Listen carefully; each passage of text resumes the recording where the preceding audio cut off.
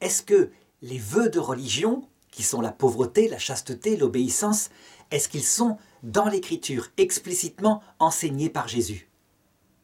Eh bien, de cette façon-là, telle que je les donne, les trois ensemble, ils ont en fait été découverts par l'épouse. L'épouse, ça veut dire par l'Église, par les saints, de la façon suivante. Au début de l'Église, je dirais se consacrer totalement à Dieu, renoncer à tous ses biens, comme Jésus en donne le conseil au jeune homme riche. Si tu veux être parfait, vends tout ce que tu as, puis viens et suis-moi. Eh bien, au début de l'Église, pendant les, disons, 300 premières années, il y a tellement des chances, quand on est chrétien fervent, d'être repéré par l'Empire romain, d'avoir l'ordre d'offrir de l'encens à la statue de l'empereur, et donc de ne pas pouvoir le faire, et donc en l'occurrence de finir martyrisé, que la vie monastique, globalement, elle ne se développe pas, sauf quelquefois dans les lieux où c'est plus paisible, dans le désert. Avec saint Antoine du désert et des moines comme ça.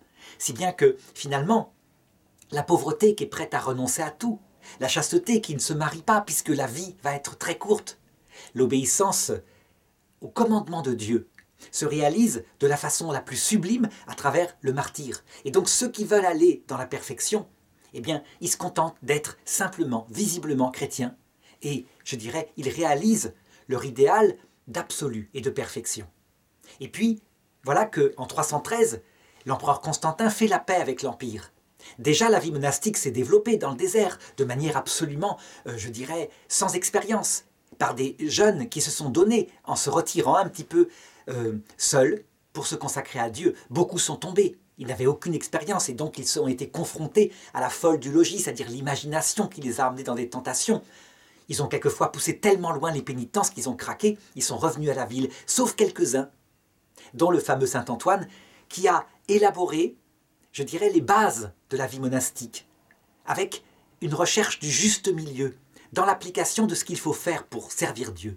Et évidemment, les deux premiers vœux qui vont apparaître, fondamentalement, puisque ce sont des ermites, c'est le vœu de pauvreté, ils n'ont rien, ils attendent tout des dons qu'on peut leur apporter. Et puis, le vœu de chasteté, bien sûr, par définition, ils sont des monos, des moines. Des moines. Moine, ça veut dire monos, celui qui est seul. Et donc, évidemment, aucun moine n'est marié. Ça serait contradictoire avec cette forme de vie consacrée à Dieu. C'est plus tard qu'apparaîtra le vœu d'obéissance. Lorsque les moines se rendront compte que les jeunes disciples qui arrivent, il faut qu'ils se mettent à l'école. Il faut qu'ils se mettent à l'école dans l'obéissance, de manière à progresser et à se servir de l'expérience des autres. Et c'est encore plus tard qu'on va se rendre compte qu'en fait, dans le vœu d'obéissance, il y a quelque chose d'encore plus absolu que dans les deux autres vœux, la capacité de renoncer à sa volonté propre. Et donc sera développée une mystique de ces trois vœux, mais en particulier du vœu d'obéissance.